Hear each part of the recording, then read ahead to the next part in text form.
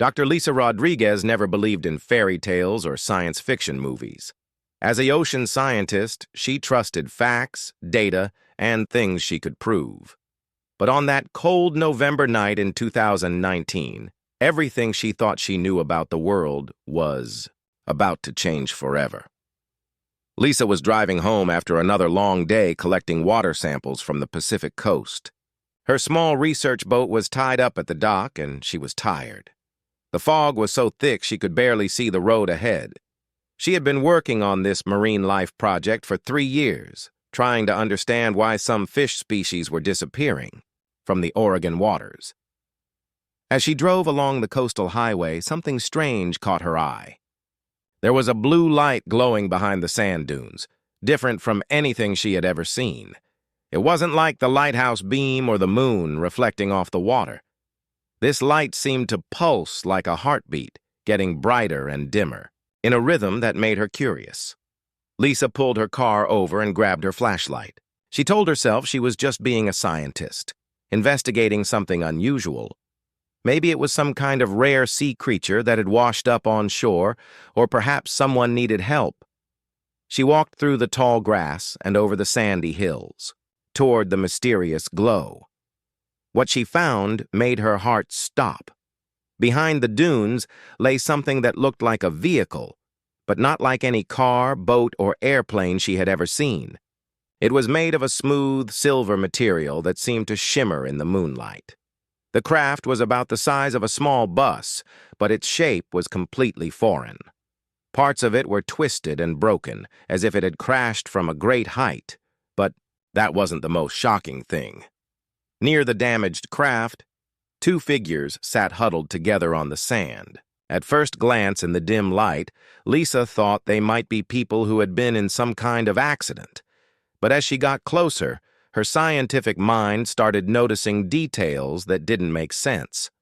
The 2 beings were clearly not human.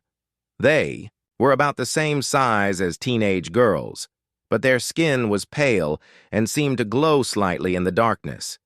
Their arms and legs were longer than normal, and their fingers were more slender than human hands. Most striking of all were their eyes, large, round, and filled with an intelligence that was unmistakably aware and frightened.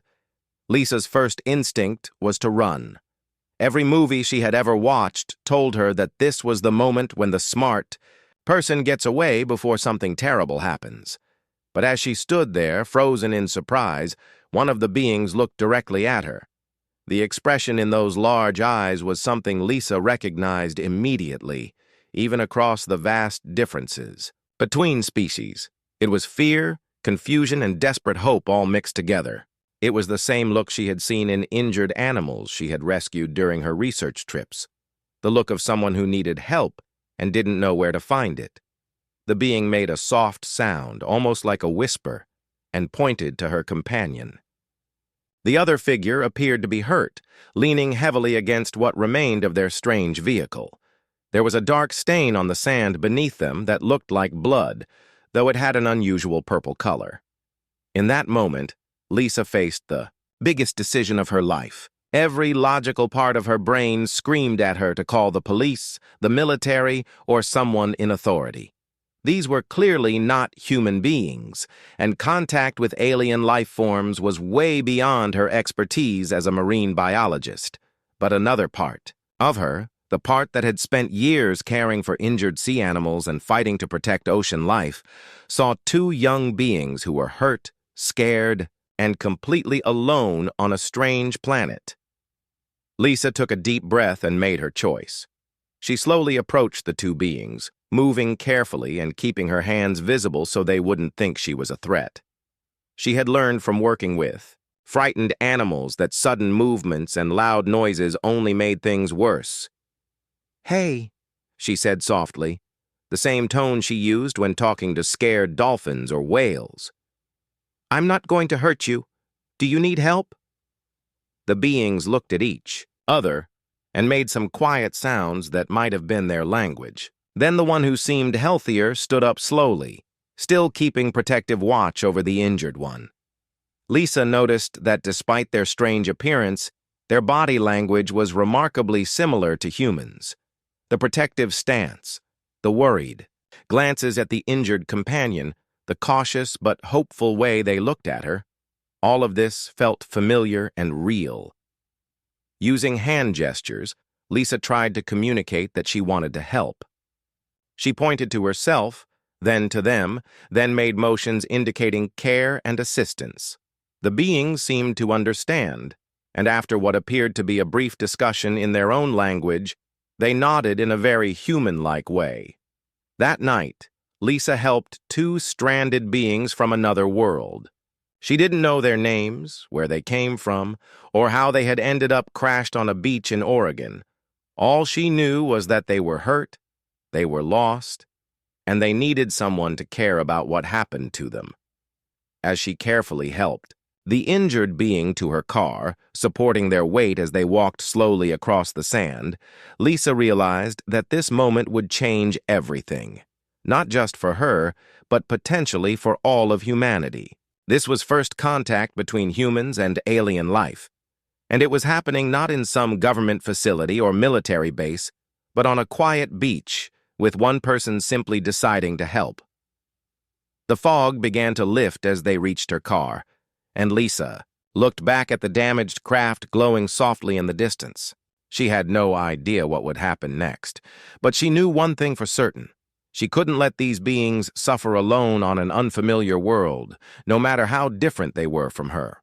Sometimes the most important moments in history happen not because of grand plans or government decisions, but because one ordinary person sees someone in need and chooses to act with kindness rather than fear.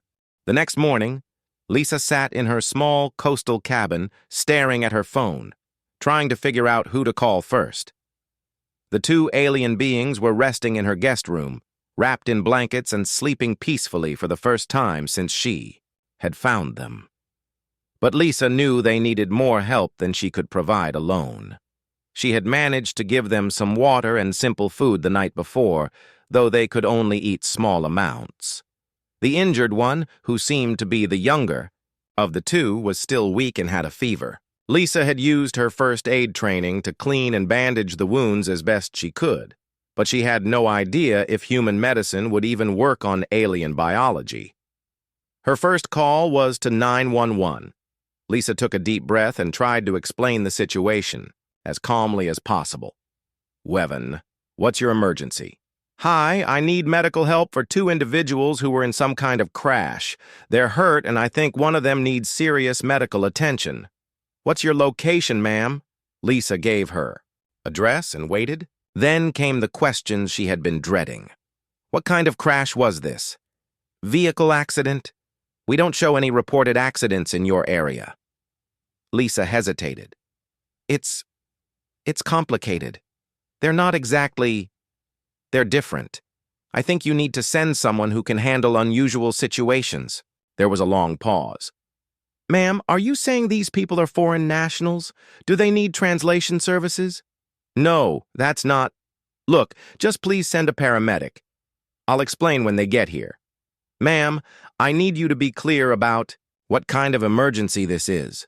Are these people injured from a car accident, a boat accident, or what exactly?" Lisa realized she was trapped. If she told the truth, they would think she was crazy. If she lied, she might get help that wasn't appropriate for the situation. "They were in an aircraft accident," she finally said. "Some kind of experimental aircraft. They need medical attention right away." "We'll send a unit out, ma'am. Please stay on the line." 20 minutes later, an ambulance and police car arrived at her cabin. Lisa met them outside, her heart pounding. She had covered the aliens with blankets and told them to pretend to be asleep no matter what happened. But the moment the paramedics saw the beings, everything went wrong. "What the heck is this?" one of the officers said, stepping back from the bed. "These aren't people." The paramedic pulled out his radio. "Dispatch, we need backup out here. We've got some kind of situation that's beyond our training." Within an hour, Lisa's quiet cabin was surrounded by police cars, federal vehicles, and people in official-looking suits. But instead of getting help for the injured beings, Lisa found herself being questioned like a criminal. Where exactly did you find these individuals? A federal agent asked her for the third time. I told you, they were in an accident on the beach. They're hurt, and they need medical care. Ma'am, we need to know what kind of experiment or costume situation this is. Are these people in some kind of special effects makeup? Is this part of a movie production? Lisa realized with growing horror that no one was taking her seriously. Worse, no one was helping the aliens. The agents seemed more interested in covering up the situation than providing medical care. Look, Lisa said, trying to stay calm. I don't care what you think they are. One of them is injured and running a fever. They need help right now. But the officials were already making plans to move the beings to some kind of facility for examination and processing. Lisa could see the fear in the aliens' large eyes as strangers in uniforms discussed them like they were objects rather than living beings in pain.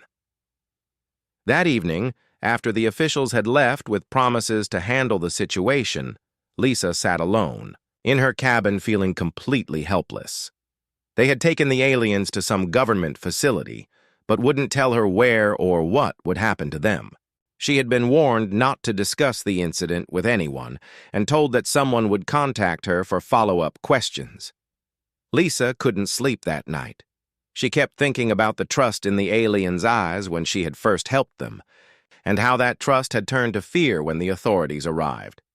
She had promised them safety, and instead she had delivered them into the hands of people who saw them as problems to be solved rather than beings who needed help. The next day, Lisa started making more phone calls. She tried contacting her colleagues at the Marine Research Institute, hoping that other scientists might be more open-minded. Lisa, you sound stressed, said Dr. Michael Chen, her research partner. Maybe you should take some time off. Working alone on that project has been hard on you. Mike, I'm serious about this. I need help with a situation that's beyond normal medical care. What kind of situation? Lisa had learned to be more careful with her words.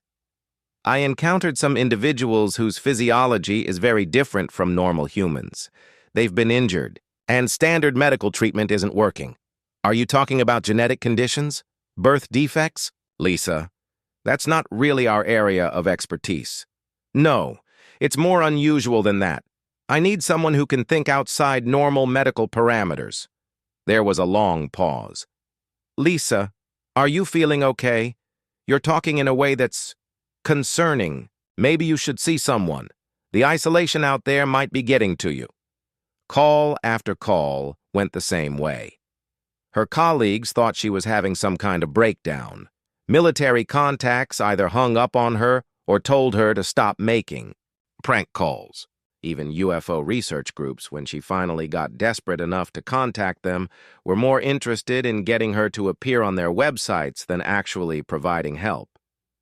Meanwhile, Lisa heard nothing about what was happening to the aliens. Her calls to find out their condition were met with silence or threats about discussing classified information.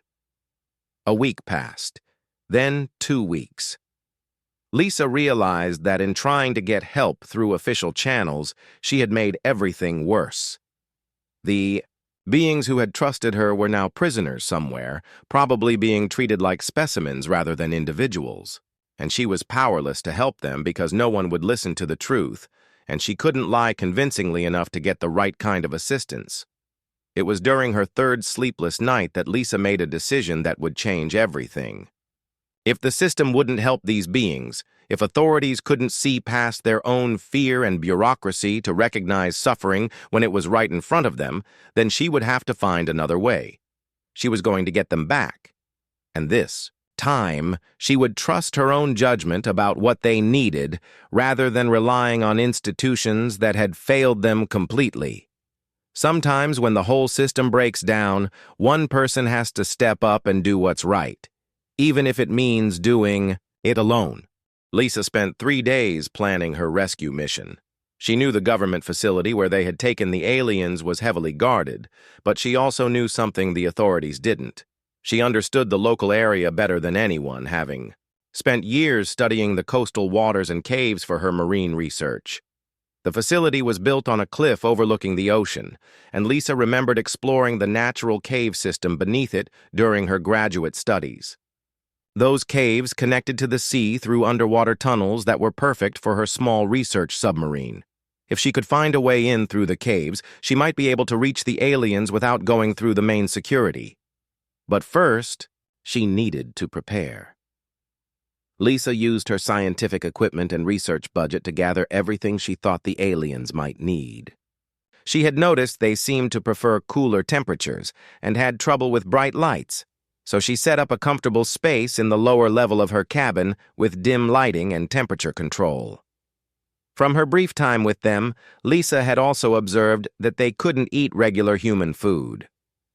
Their digestive systems seemed different, and they had only been able to drink small amounts of water. Using her knowledge of marine biology, she prepared special mineral solutions similar to deep ocean water, thinking their home planet might have different water chemistry than Earth. Lisa also studied every detail she could remember about their injuries and physical appearance. She prepared medical supplies that might work better for their unique biology, including pain relievers that worked on a broader range of species and antibiotics that might help prevent infection. The hardest part was the waiting. Lisa spent her days acting normal, going to her regular job at the Marine Research Center while secretly planning the rescue for that weekend. She told her supervisor she needed to do some overnight research collecting water samples, which would give her the perfect excuse to take her submarine out at night. Finally, Saturday night arrived. Lisa loaded her submarine with supplies and navigated through the dark waters toward the government facility. The underwater caves were exactly as she remembered them, though she had to be very careful not to damage her equipment on the rocky walls. As she expected, security was focused on the land approaches to the building. No one was watching for someone coming up through the basement level from underground caves. Lisa had studied the building plans during her day job research access and found that the lowest level connected to the natural cave system through old maintenance tunnels. It took her 2 hours to work her way through the caves and into the building's basement. Her heart was pounding so hard she was sure someone would hear it, but the facility was quiet, except for the hum of machinery and air conditioning. Lisa found the aliens on the 3rd floor in what looked like a medical wing. They were in separate rooms, connected to monitoring equipment, but thankfully not restrained. When she quietly opened the door to the first room, the being inside looked up with those familiar large eyes. For a moment, Lisa worried they might not remember her, or might be too frightened to trust anyone after their experience with the authorities. But when she whispered softly and made the same gentle hand gestures she had used on the beach, recognition dawned in the alien's expression. The reunion was emotional even across species barriers. The being made soft sounds that Lisa interpreted as relief and joy, while tears formed in those large, expressive eyes. Lisa quickly checked on the second alien in the next room and found them in better condition than expected, though still weak. Getting both aliens out of the facility and back through the cave system was the most challenging part of the rescue. Lisa had to support their weight as they moved slowly through narrow tunnels, stopping frequently to rest. The aliens seemed to understand the danger and remained completely quiet even when the journey became difficult. By dawn, Lisa had both aliens safely back in her cabin. But now came the real challenge, providing the kind of medical care they needed, without any official support or guidance. Lisa set up her home laboratory and began the most important research project of her career. Using her scientific training, she carefully tested different treatments and solutions to help the aliens recover. She monitored their vital signs with equipment borrowed from her marine research lab and kept detailed notes on everything that worked or didn't work. The breakthrough came when Lisa tried the mineral-rich water solutions she had prepared based on deep ocean chemistry. The aliens responded immediately, becoming more alert and showing improved energy levels. Lisa realized their home planet probably had very different water conditions than Earth, and they were essentially dehydrated and malnourished from not being able to process regular water and food. Over the following days, Lisa watched the aliens grow stronger. They began communicating more actively, using a combination of sounds, gestures, and what Lisa could only describe as some kind of empathic connection. She started learning their names, or at least the sounds they made when referring to each other. The older alien, who seemed to be taking care of the younger one, made sounds that Lisa interpreted as Zay-Ra. The younger one, who was recovering from the more serious injuries, responded to sounds like Kyla. Lisa wasn't sure if these were actual names or just the way they addressed each other, but having something to call them made their relationship feel more personal. As the aliens recovered, Lisa began to understand more about their situation. Through patient communication using drawings, gestures, and simple demonstrations, she learned they were explorers who had gotten lost. Their spacecraft had malfunctioned, and they had crashed far from where they were supposed to be. Most importantly, Lisa realized they weren't invaders or threats to humanity. They were young beings on what seemed to be their first mission away from home, and they had simply had an accident in unknown territory. They were probably as scared and confused about being on Earth as humans would be if they crashed on an alien planet. Working together in her makeshift medical facility, Lisa and the aliens developed a partnership that went beyond just doctor and patient. They were three intelligent beings from different worlds, working together to solve problems and help each other survive in difficult circumstances. 3 weeks had passed since Lisa rescued Zay-Ra and Kayla from the government facility, and life had settled into a strange but comfortable routine. The aliens were much stronger now, able to move around the cabin freely and even help with simple tasks. But Lisa was starting to notice that her secret was becoming harder to keep. Her supervisor at the Marine Research Center, Dr. Patricia Williams, had been asking more and more questions about Lisa's work schedule. "You've been working a lot of overnight shifts lately," Patricia said during their weekly meeting, "and some of your equipment requests have been unusual.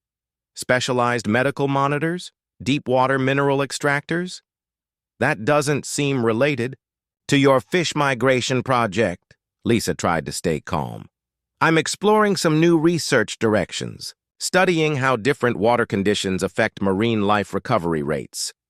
"Recovery rates from what?" "Lisa, are you working on something you haven't told me about? Because if you're doing unauthorized experiments, especially anything involving animals, we need to discuss this." After the meeting, Lisa realized she was walking a dangerous line. Her colleagues were starting to notice her strange behavior, her unusual supply orders, and her secretive schedule. Even worse, her neighbor Mrs. Chen had mentioned seeing strange lights from Lisa's cabin at night and hearing unfamiliar sounds. "I don't want to pry," Mrs. Chen had said while they both checked their mail. "But is everything okay at your place?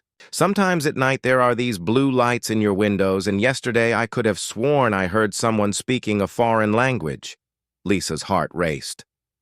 "Oh, that's just my research equipment. I'm working with some new underwater photography lights for my marine studies, and I've been listening to language learning programs while I work." Mrs. Chen seemed satisfied with the explanation, but Lisa knew she couldn't keep making excuses forever. Someone was going to figure out that something unusual was happening at her cabin. The situation became even more complicated when Zay-Ra and Kayla started showing Lisa what they could really do. It began when the power went out during a storm. Lisa was fumbling around looking for candles when she noticed a soft glow coming from the living room. Kayla was sitting on the floor with her hands extended toward Lisa's broken radio. The device was glowing with the same blue light Lisa had first seen on the beach. And somehow it was working again, playing soft music even though it wasn't plugged in. "How are you doing that?" Lisa whispered, amazed. Kayla made gentle sounds and gestured to show Lisa that she could influence electrical devices with her mind. Over the next few days, the aliens demonstrated more of their abilities. They could fix broken electronics, generate small amounts of electricity, and even make Lisa's research equipment work better than it was designed to. Zay-Ra, the older alien, was particularly good at understanding complex systems. She looked at Lisa's marine research data and somehow improved the analysis methods, helping Lisa discover patterns in the fish migration data that she had missed before. But their most important project was trying to repair their communication device. The aliens had managed to salvage a small piece of their spacecraft's technology, something that looked like a crystal surrounded by delicate metal wires. They explained through gestures and simple drawings that this device could send messages to their people, but it had been damaged in the crash. Working together, Lisa provided human tools and scientific knowledge, while the aliens used their natural abilities with electrical systems. It was like watching magic and science combine into something completely new. The breakthrough came when they realized they could use Lisa's marine research equipment as a power source for the alien communication device. Lisa's deep-water electrical generators, designed to power underwater research stations, could provide the specific type of energy the alien technology needed. But just as they were making progress, Lisa's worst fears came true. She noticed a black car parked across from her cabin for 3 straight days. When she went to town for supplies, the same car followed her. Government agents had figured out that she was involved in the aliens' disappearance from their facility. Lisa came home one evening to find agents watching her cabin from the tree line. She managed to slip in through the back door and warned Zahra and Kayla to hide in the basement laboratory she had set up. "We have a problem," she whispered to them. "The people who took you before are watching my house. They know you're here." The aliens understood immediately. Zahra took Lisa's hands and made urgent sounds, pointing to their communication device and then to the sky. Lisa realized they were telling her that they were close to contacting their people for rescue, but they needed more time. That night, Lisa made a decision that would test everything they had built together. She would create a distraction to lead the agents away from the cabin, giving the aliens time to complete their communication device. But this meant leaving them alone and trusting that their partnership was strong enough to survive separation. Lisa packed her research boat with marine equipment and left the cabin at dawn, making sure the agents saw her heading out to sea for what looked like a normal research trip. She planned to stay out on the water for 2 days, keeping the surveillance team focused on her while the aliens worked on their rescue signal. As her boat disappeared into the morning fog, Lisa looked back at her cabin and whispered a prayer to whatever forces governed the universe. She had put everything on the line for 2 beings from another world, trusting them with her home, her career, and her future.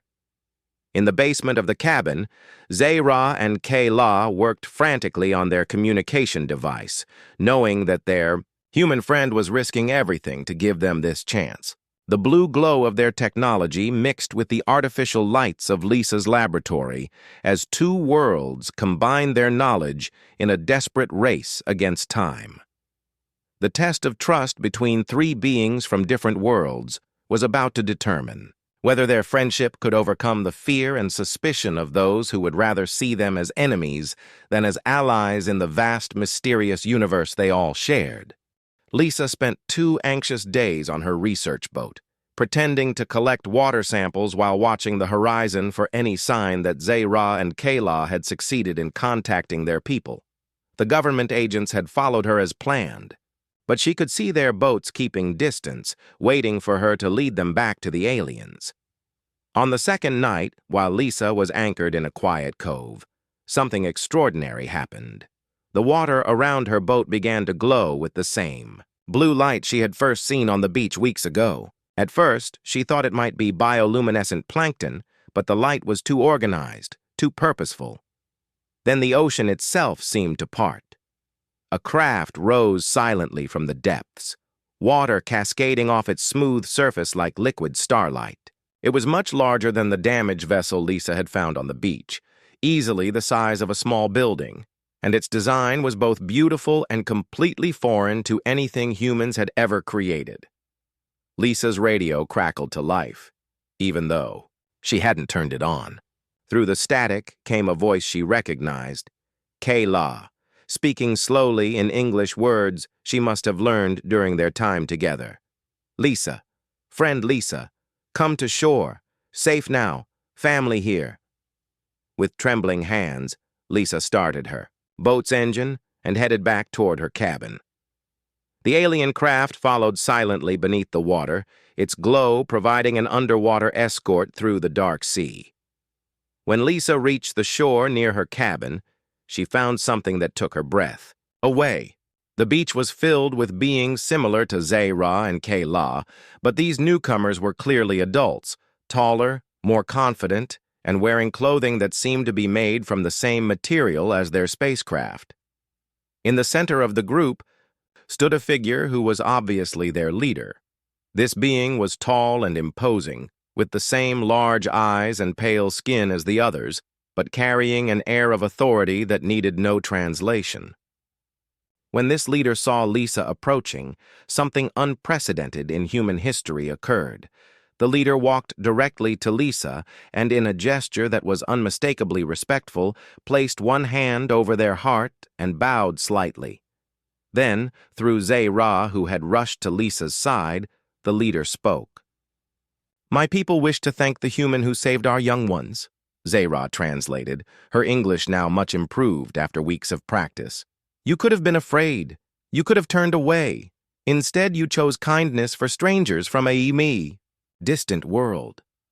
Lisa felt tears forming in her eyes as the full impact of the moment hit her. These weren't just aliens anymore. They were people with families who had been searching desperately for their lost children. And those children were alive because one human had chosen to help rather than fear.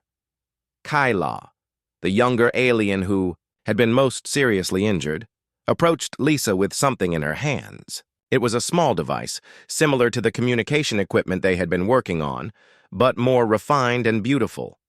"For you," Kayla said in careful English. "So you remember, so you can call if you need friends among the stars." The alien leader spoke again, and Zayra translated with obvious excitement.